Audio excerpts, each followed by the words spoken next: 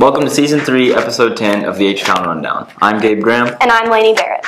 On today's episode, we will review ACT Aspire tips, a recap of prom, spring sing, spring sports, and a surprise special guest here at HHS.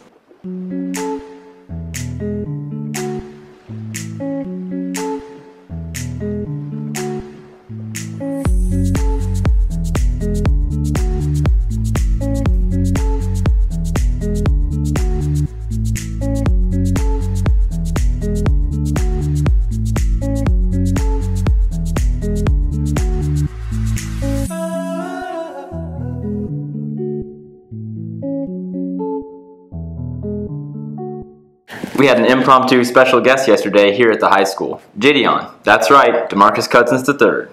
Most of you would know him from YouTube, but he spent time in the hallways of HHS and interviewed with Miss Crow. Check this out.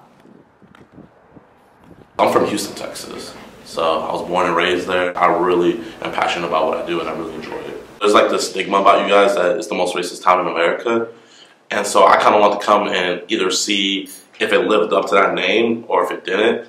I've been here for like 2 days now, and since I've been here, been meeting the nicest people possible. Like, I mean, you saw all the love out there from everybody. Like, this is probably like the town that I've gotten the most love in. What I want to say is, for the quote-unquote most racist town, this is the town I've gotten the most love from, and I just want to say I truly appreciate it. My senior year, back in 2019, I just decided just to like go out and talk to people because I was always good at talking to people. I'm gonna go see Mr. Tom Robb. My objective is just to just really see where his belief system comes from, like what happened in his childhood that made him believe what he believes, why he teaches what he teaches, or what he sees the difference in skin color, why he sees my skin color as being different from his. And I just really want to probe his mind, not really just to change it, but just to see why. Because I feel like when people hear racist, they automatically just disconnect and don't listen, but I actually want to be able to listen and hear what he has to say. Everyone deserves a voice, and whatever they believe in, it's bigger than black and white. You would think that I would just watch the videos that I make and stuff like that, but I find enjoyment in all types of videos, whether it be science, whether it be history. I'm a really big history buff.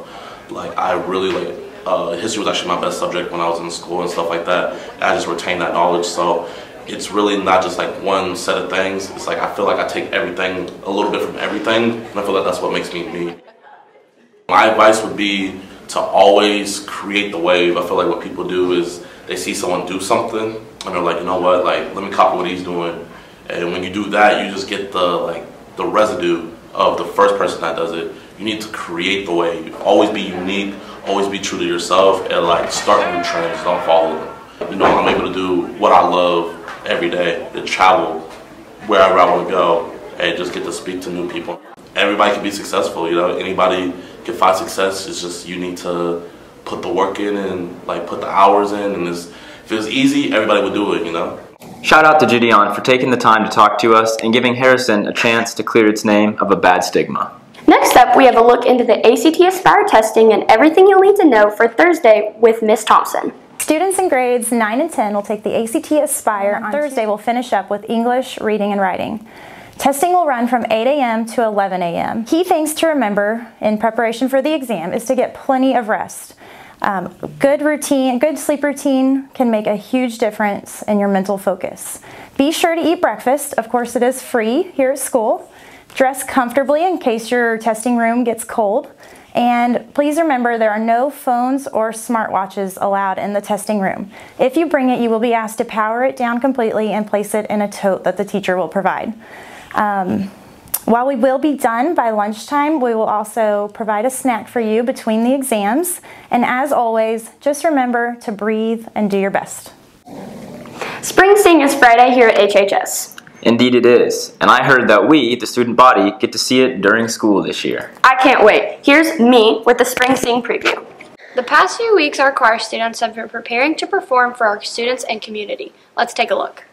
Spring Sing is a different kind of concert. It's really not a concert. We think of Spring Sing more as a show where we have props, we have lighting, we have choreography and singing all put together at the same time. We've had a lot of people come in and stay with the 9th and 10th graders especially and help teach choreography. And everyone's just been doing overtime working on their music and getting memorization down, and we've been working really hard for it. Gives the kids a chance to experience something in the choir that's different than singing a lot of the traditional choral pieces. It gives them a chance to kind of spread their wings, so to speak. I think my favorite song that we're doing is probably the Surfing USA medley. There's a lot of choreography and a lot of things that are going into it. It's definitely the biggest one that we're doing. I just remember always watching my brother do Spring Sing, and it looked really fun, so just excited to be a part of something big. Spring Sing is April 29th, and Mr. Parker has asked that we do Spring Sing for the student body, and we want to do that, but we just want the kids to support. End another school year on a real positive note. Come out this Friday to support our HHS students. With GobTV, I'm Lady Barrett. This year's prom was one to remember, and it was obvious there was a lot of time spent on decorations. Yeah, I had a blast. The Vegas theme was awesome. For a full prom recap, let's go to Stella Satterwhite. This year, students and staff have put together a great prom for our HHS students. Let's take a look. I think we had a couple of great features to prom this year. We did have a great dance floor area set up at the Dorian Center. We had Jamie's cater several different snacks and drinks for us, but I think one of the highlights that a lot of kids enjoyed is we actually hired an outside company to come in and set blackjack and poker tables. One of the things about prom is everybody loves to go, but not everybody is a dancer. Not everybody loves to be super active that way. So this gave a really good outlet for a lot of students to just play games and have fun with their friends. Prom committee, which was made up of about 12 or so juniors, did a great job putting everything together. They helped put together the theme and all the different decorations that go with it. A huge shout out to Brian Davis, who was our DJ. We had so much help from the Signature Bank with the Dorian Center. They're getting stuff set up, setting up the dance floor. One thing that Coach Cowling and Mrs. Hickson and I were really thankful for is the fact that we had such a great team help us set up on Friday for prom, and then also they showed up after school. They helped out during gob time. Which that's what made prom super successful. And so I just challenge next year's class, the juniors, the upcoming juniors, to show up, be ready to commit. Last year, the reason why we did not charge students to pay is we held it on campus, and we had enough money that we could offer prom for everybody at that price. Now that we moved it back off campus and renting the facility, renting the tables for poker games and things like that, the cost does go up, so we had to make sure that we were able to cover all of our costs. The numbers were up about 40 kids as compared to last year. This is Stella Satterwhite with GobTV. Lastly, we have a feature on the foods class cooking for the softball team and more. Here's Aspen Kaufman with the story. Facts classes, you learn a variety of different things.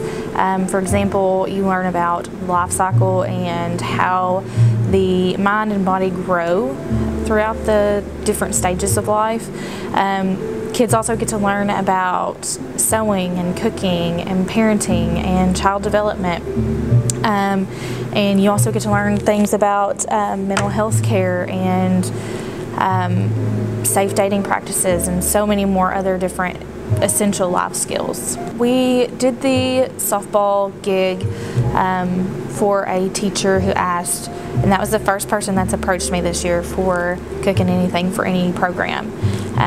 So we have done, aside from that, we made felt monsters for the grandma's house here in town, and then the avenue called SCCLA that is connected to Facts, we've actually had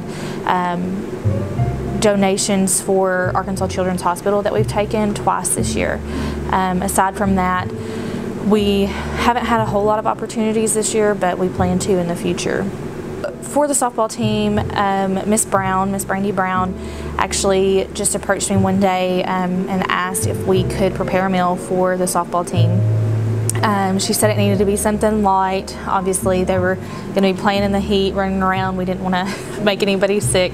So We just collaborated on what she thought the girls would like and what my kids would be able to make within a class period.